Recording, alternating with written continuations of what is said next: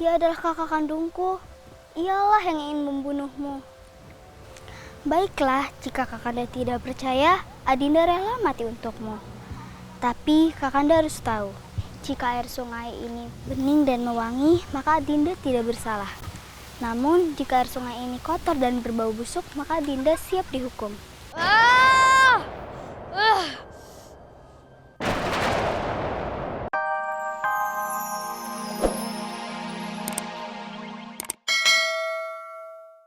Terus gitu disamperin nih sama si Raden Banterang. Maksudnya baik karena dia mau menolong gitu. Kasihan nih kalau ada orang yang lagi kesusahan gitu kan, gitu ya, orang susah.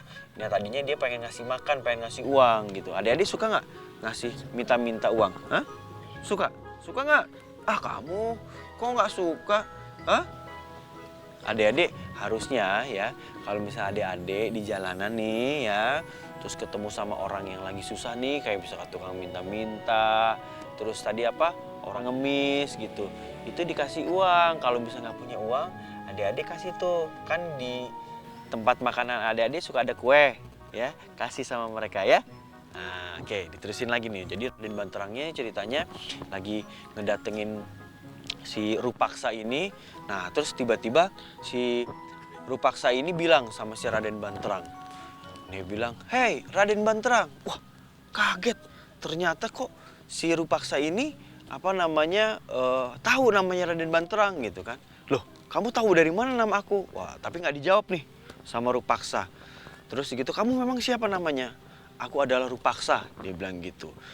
"Kamu pasti Raden Banterang yang mempunyai istri bernama Surati." Wah, makin penasaran sih Raden Banterang. "Kok kamu tahu?" gitu. Nah, begini kata Rupaksa, "Raden Banterang, saya mau cerita sama kamu." Dia bilang, ya, sebenarnya nyawa kamu ini sekarang lagi terancam. Gitu. "Loh, kenapa kok nyawa aku terancam?" katanya. "Iya, selama ini sebenarnya ada orang yang ingin membunuh kamu." Kira-kira siapa coba adik? Hah? Istrinya. Wah, ternyata kamu benar. Nah, adik, ternyata benar.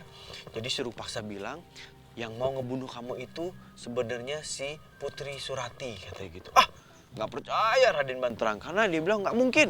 Istri aku adalah istri yang baik. Dia baik sama aku, dia nggak mungkin mau ngebunuh aku. Terus si Rupaksa bilang gini. Terus dia bilang, si Putri Surati ini nggak pernah ngapa-ngapain kok, katanya. Nggak pernah ada percobaan ngebunuh aku, katanya gitu. Dia mau ngebunuh kamu itu pakai guna-guna, katanya gitu. "Ah, bohong kamu." Wah, marah nih si Raden Banterangnya.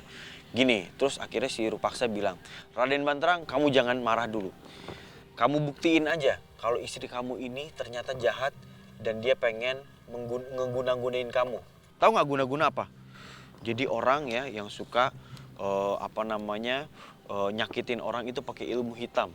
Itu namanya guna-guna. Nah, terus si Rupaksa ini bilang, "Istri kamu ini sekarang sudah menaruh ikat kepala berwarna hitam di bawah bantal tempat tidur kamu," katanya gitu. Wah, ternyata si Rupaksa ini ya, dia mau memfitnah si adiknya sendiri. Nah, makin penasaran kan si Raden Banterangnya. Ya udah kalau gitu si Raden Banterang bilang, "Kalau begitu aku akan buktikan. Tapi awas, kalau berita ini bohong, kamu akan saya hukum," katanya gitu.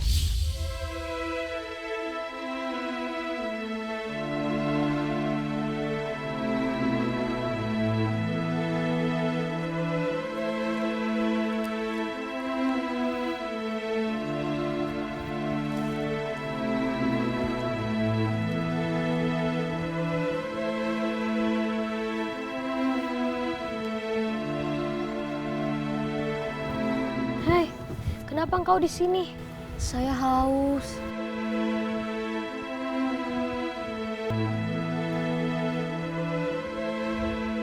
Ini, terima kasih. Apakah kau Raden Banterang, suami dari Putri Surati? Benar. Dari mana kau tahu?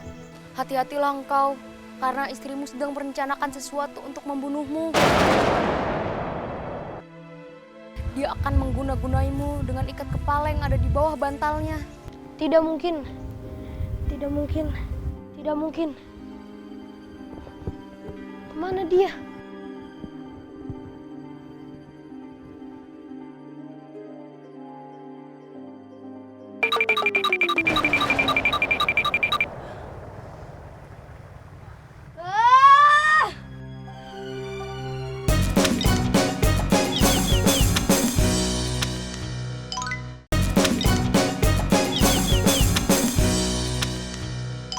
Nah, jadi adik-adik, begitu dia pulang dari hutan, ya, sampainya di kerajaan, si Raden Banterang ini langsung masuk kamar. Dia mau nyari ikat kepala warna hitam yang dibilang sama Rupaksa ditaruh di bawah bantal. Begitu dia cari-cari, ternyata dia nemuin ikat kepala warna hitam. Wah, akhirnya si Raden Banterang ini adik-adik, ya, murka. Dia marah besar sama istrinya, si Putri Surati. Putri Suratinya itu dipanggil sama dia. Dia bilang gini, "Hei Putri Surati, kamu dasar istri yang tidak tahu terima kasih." Katanya gitu. "Kamu harus dihukum," katanya gitu. Wah, Putri Suratinya bingung kan. "Tuh, kenapa kok kamu marah-marah?" katanya gitu. "Kamu mau bunuh aku kan?" katanya gitu. Terus dia gitu, "Loh, siapa yang bilang?" katanya. "Aku ketemu sama laki-laki," katanya, "di hutan. Namanya Rupaksa." Hah, makin bingung si Suratinya. Memangnya dia ngomong apa? Dia bilang, "Kamu mau ngebunuh aku, kamu mau ngeguna-guna aku." Dia bilang, "Kamu naruh si ikat kepala warna hitam ini di bawah bantal untuk mengguna-gunai aku." Wah, si Putri Suratinya itu merasa sedih nih adik-adik karena dia dikhianatin sama kakaknya sendiri.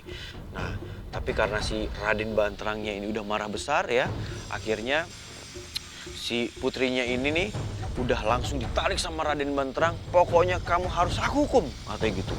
"Kamu mau aku tenggelamkan di sungai." Wah, katanya gitu. Wah, si putrinya ini ketakutan kan. Wah, gimana nih ya? Gitu kan. "Enggak, Raden, kamu jangan percaya sama si Rupaksa," katanya gitu. "Aku nggak mau ngebunuh kamu," katanya gitu. "Itu bukan guna-guna. Itu cuman tanda atau misalnya itu cuman barang yang diberikan oleh Rupaksa, dan Rupaksa itu adalah kakak aku," katanya gitu. "Itu barang untuk menyelamatkan aku kalau misalnya ada apa-apa," katanya gitu. Nah, terus dia gitu, tapi tetap Raden Banterangnya nih adik-adik nggak mau percaya sama si Putri Surati. Nah, akhirnya adik-adik si Raden Banterangnya ini mau nyeburin nih, mau nenggelemin si Putri Surati. Nah, tapi sebelum Putri Suratinya ini mau dibunuh sama Raden Banterang, si Putri Surati bilang sama Raden Banterang, "Raden," katanya gitu, "sebelum aku mati," katanya gitu, "sebelum aku masuk ke sungai ini," katanya, "aku mau bicara dulu sama kamu. Aku bersumpah aku tidak mau ngebunuh kamu. Coba buktiin," katanya gitu. Nah, terus si Putri karena nggak bisa ngebuktiin apa-apa, dia bilang gini, "Pokoknya nanti kamu lihat, kalau misalkan aku nanti mati, tenggelam di sungai ini, dan air ini keruh," katanya, "itu tandanya aku benar-benar mau ngebunuh kamu.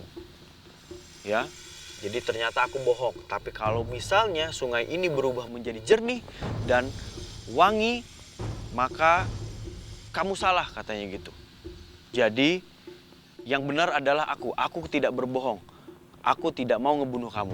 Wah, terus gitu si Raden Banterang tetap dia nggak mau percaya nih sama putrinya. Dia langsung mau nenggelemin si putrinya, ngambil kerisnya. Suamiku, dia adalah kakak kandungku. Ialah yang ingin membunuhmu.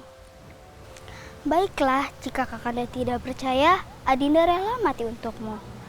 Tapi Kakanda harus tahu, jika air sungai ini bening dan mewangi, maka Adinda tidak bersalah. Namun, jika air sungai ini kotor dan berbau busuk, maka Dinda siap dihukum.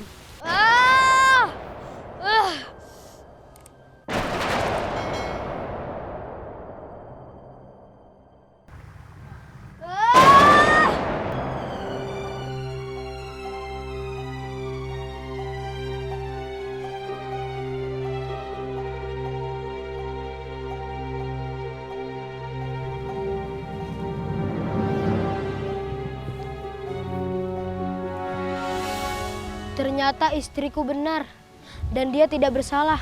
Sungai ini menjadi wangi dan bening. Tapi ternyata nih adik-adik, nggak berapa lama, omongannya Putri ini ternyata kejadian. Wah, langit ini di atas ya langsung ada petir. Duar gitu. Dan ternyata adik-adik yang terjadi adalah ya si air ini berubah jadi jernih.